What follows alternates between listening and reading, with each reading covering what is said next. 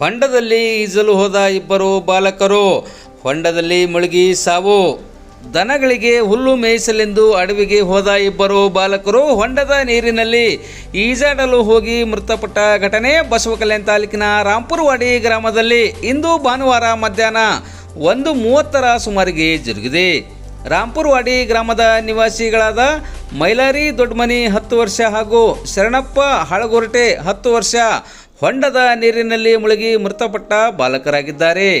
ಭಾನುವಾರ ಮಧ್ಯಾಹ್ನ 1:30 ಸುಮಾರಿಗೆ ಗ್ರಾಮದ ವ್ಯಾಪ್ತಿಯಲ್ಲಿ ಬರುವ ಜಮೀನಿನಲ್ಲಿ ದನಗಳನ್ನು ಮೇಯಿಸಲೆಂದು ಹೋದ ಇವರು ಜಮೀನಿನಲ್ಲಿ ಇರುವ ನೀರಿನ ಅಂದರೆ ಸಿಡಿಲಿನ ಹೊಂಡದಲ್ಲಿ ಈಜಾಡಲೆಂದು ತೆರಳಿದ್ದು, ಈ ವೇಳೆ ಹೊಂಡದ ನೀರಿನಲ್ಲಿ ಸಿಲುಕಿ ಮೇಲೆ ಬರಲಾಗದೆ ಮೃತಪಟ್ಟಿದ್ದಾರೆ ಎಂದು ತಿಳಿದು ಬಂದಿದೆ. ಸುದ್ದಿ ತಿಳಿದ ಮಂಟಾಳ್ ಸಿಪಿ ಅಮೂಲ್ ಕಾಳೆ, PSI ನಾಗೇಂದ್ರ ಸೇರಿದಂತೆ ಪೊಲೀಸ್ ಅಧಿಕಾರಿಗಳ ತಂಡ ಘಟನಾ ಸ್ಥಳಕ್ಕೆ ಭೇಟಿ ನೀಡಿ ಪರಿಶೀಲಿಸಿದ್ದು ತನಿಖೆ ಮುಂದುವರಿಸಿದ್ದಾರೆ. ಈ ಕುರಿತು ಬಸವಕಲ್ಯಾಣ ಗ್ರಾಮೀಣ ಪೊಲೀಸ್ ಠಾಣೆಯಲ್ಲಿ ಪ್ರಕರಣ ದಾಖಲಾಗಿದೆ.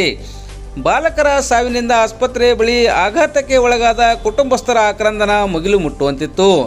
ಈಜಾಡಲು ಹೋಗಿ ಹೊಂಡದಲ್ಲಿ ಮುಳುಗಿ ಬಾಲಕರಿಬ್ಬರು ಮೃತಪಟ್ಟ ಬಗ್ಗೆ ಮಾಹಿತಿ ತಿಳಿದ ಹುಮ್ನಾಬಾದ್ ಶಾಸಕ ಡಾಕ್ಟರ್ ಸಿದ್ದು ಪಾಟೀಲ್ ರಾಜೇಶ್ವರದಲ್ಲಿರುವ ಸರ್ಕಾರಿ ಸಮುದಾಯ ಆರೋಗ್ಯ ಕೇಂದ್ರಕ್ಕೆ ಭೇಟಿ ನೀಡಿ ಪರಿಶೀಲಿಸಿದ್ದು, ಮೃತ ಬಾಲಕರ ಕುಟುಂಬಸ್ಥರಿಗೆ ಸಾಂತ್ವನ ತಿಳಿಸಿದರು.